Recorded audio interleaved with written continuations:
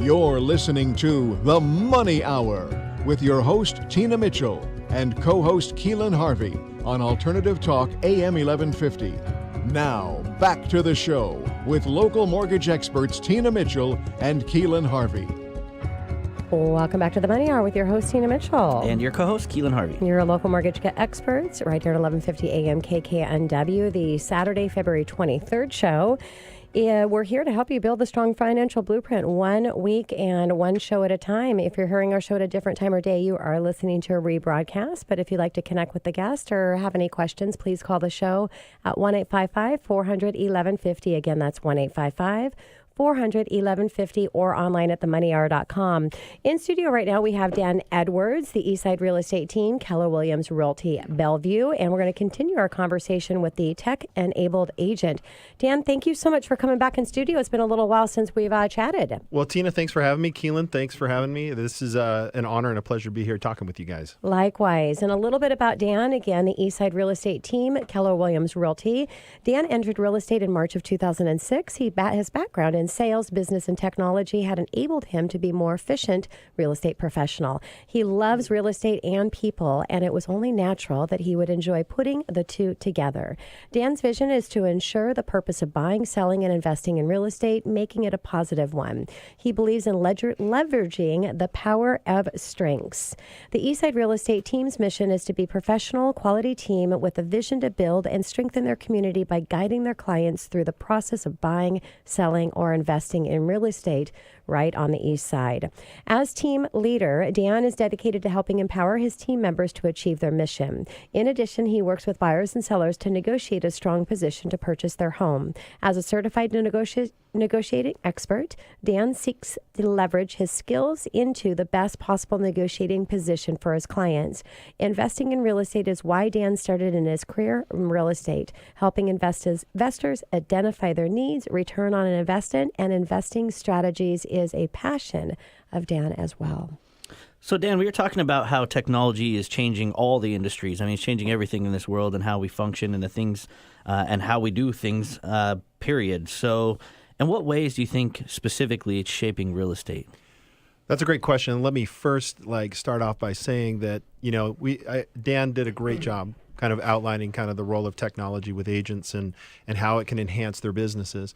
But I think if this has to be said is this, if this technology doesn't do what it's designed to do, which is make the process not only easier for buyers and sellers, but more cost effective, save them money, right?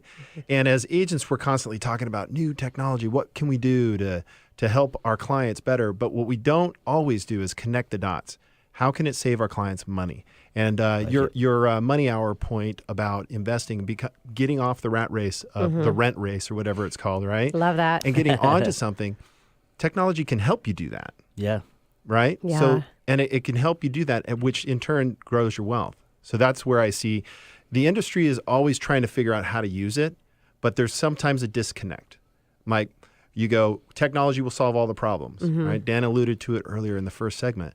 Technology won't solve all the problems. You still have to have the human touch. Yes. Yeah. And I love that, to know how to really connect the dots so that you can utilize technology, what it's there for, which is to save money, save time.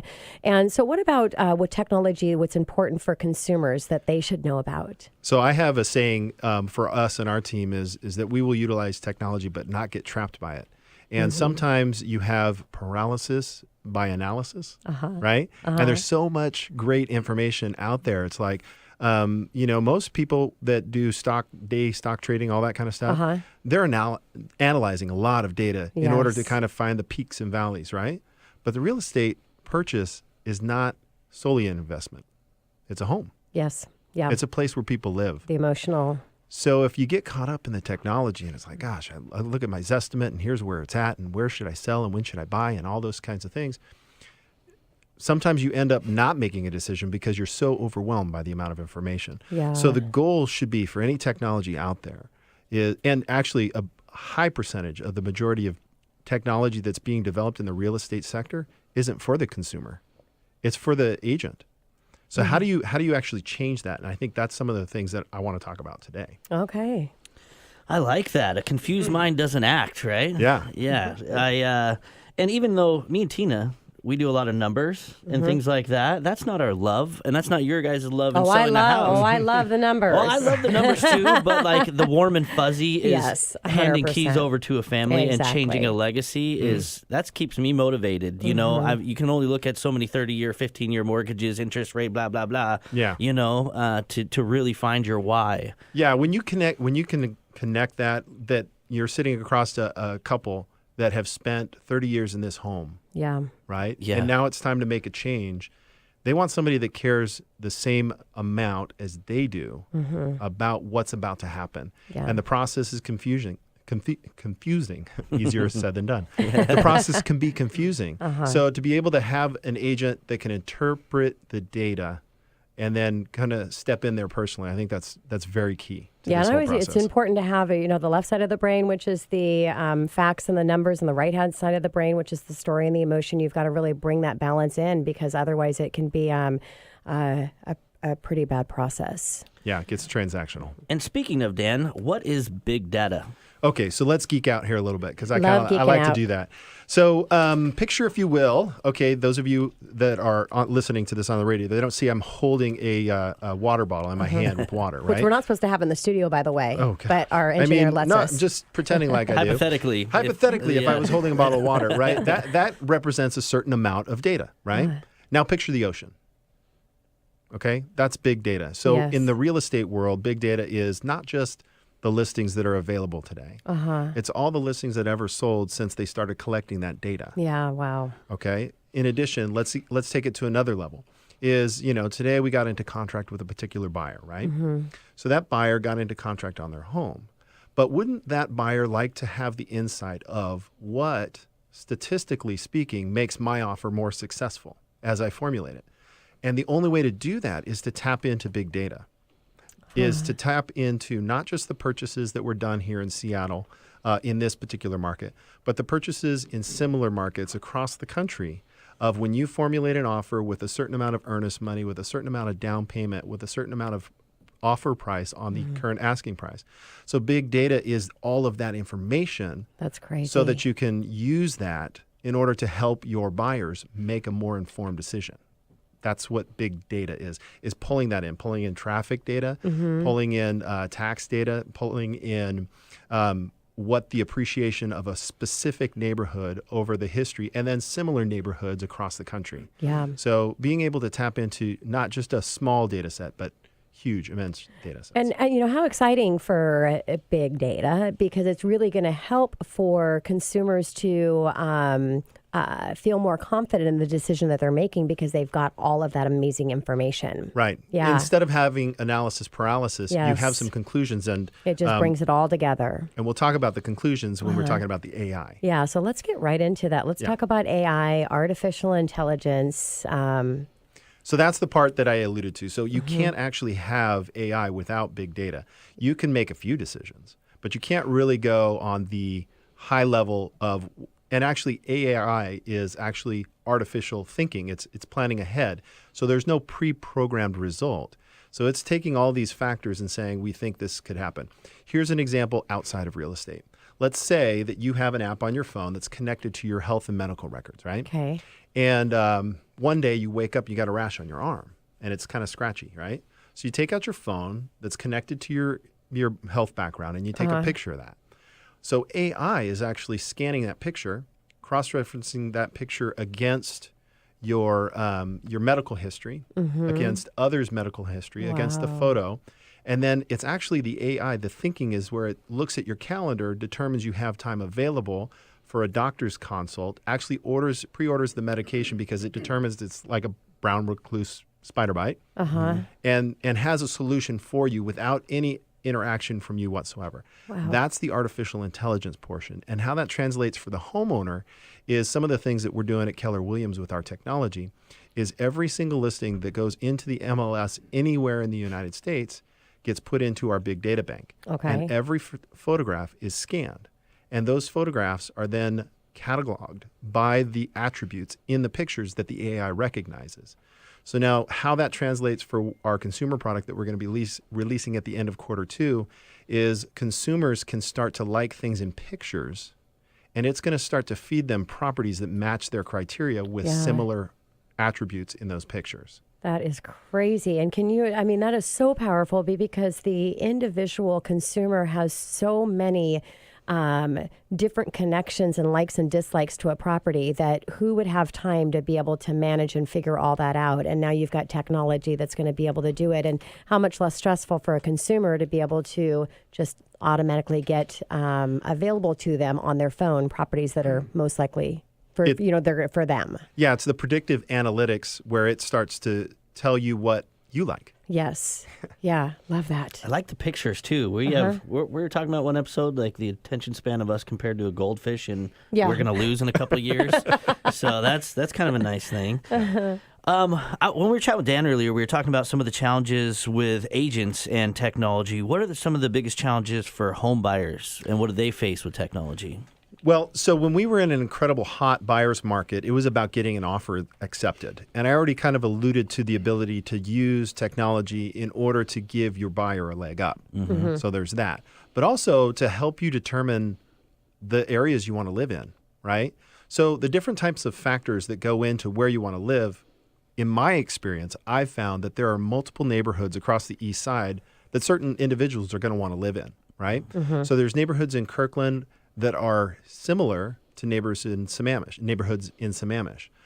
But somebody may put in their search parameter that they're just looking in Sammamish because they found that neighborhood and they thought it was nice. So one of the things that technology should do for the consumer is help them determine similar neighborhoods that may have a better commute time for that individual. Well, I was just thinking, and I was actually writing down and making notes here because I wanted to touch. So no more having to drive during the commute time to figure out what that's going to be like because it's already going to save for that, right? Yeah, you're going to put that in your parameter for search is maximum commute time on a bad day, 30 minutes. And then the ability also, different topic but same, is knowing what the chances are that there's going to be multiple offers and maybe how much higher that they're going to go over asking price. All of that stuff is part of this, right? It actually plays into the question here about how the challenge for sellers. With the sellers, okay. Yeah, and that's pretty cool because you can actually set up using the technology that's being developed right now for Keller Williams is you can actually set up as a listing agent, you can set up the parameters in there and you can show your sellers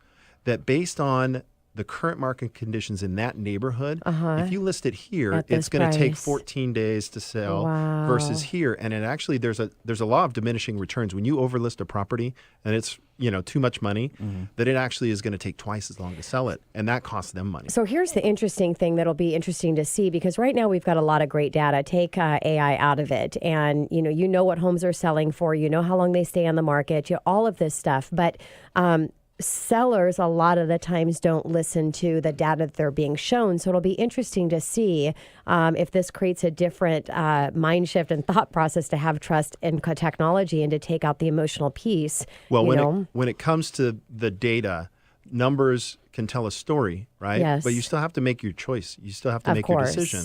And the interesting thing about that is when I sit down with my sellers and I show them the numbers and we discuss how I went about pricing it, I can tell them this is my philosophy, right? But when I add more data to that and then a little, bar graph and stuff like that, where it helps them identify exactly what it looks like, the conversation is easy. It's easy for me to say, this is my price recommendation. Yes. Because it's using more data, it's hard to argue with that. Trust me, I've had the sellers say, but I feel like it's this, And again, you can't take it out of that. You have to definitely, that's where the human factor has to exist in this equation. Yeah. You know what I love about that? You only know what you know. So like if your agent is from a specific area, they only know what they know, So you go to somewhere else and you're like, whoa, this place is cool. But using that data to your advantage to find similar things based on what you do know and using that to your advantage to expand things and really take full advantage of it is huge. Well, and Keelan, what it comes down to, honestly, is it saves the sellers money. Yeah. I can't tell you enough that when you see somebody overprice a property, when you have the right information and the right strategy and the right agent negotiating for you, you're going to end up with more money. Wow. So, Dan, let's get into, because we've got a minute left, and I want to make sure that you've got an opportunity to answer these. I've heard that Keller Williams is doing some really big things around technology. Well, I haven't heard. I know that they are some huge stuff. And can you share what's going on around that? Well, I want the listeners to hear. Yes, the main concept there is from the beginning to the end of the transaction. And as I mentioned, that most of the software, most of the technology that's being developed is technology around productivity for agents. Yeah. Well, one of the biggest challenges is that sellers, buyers, they want to know what's happening in their transaction. So we have the first contract to close solution that's currently in development. And we just got back from family reunion yesterday, actually, where they were talking about the schedule for launch. So all of this stuff is being developed not just by a third-party technology firm, but it's actually being developed by agents in the field that have the best practices that can provide the technologists with insight as to what's needed for the consumer. Love that. So it's pretty huge. There's a lot of things, so I don't have enough time to go into them all. But the key is that it will provide more smarter solutions for our consumers, saving them more money. Love it. Dan, thank you so much for bringing this into studio. It's a pleasure to have you here and look forward to having you come back to, continue to share what's happening with the AI development. Thanks for having me, guys. Appreciate it. And coming up in the Money Hour, video and social media, Michael Abrahamson of Rainier Title right here at 1150 AM KKNW after the short break.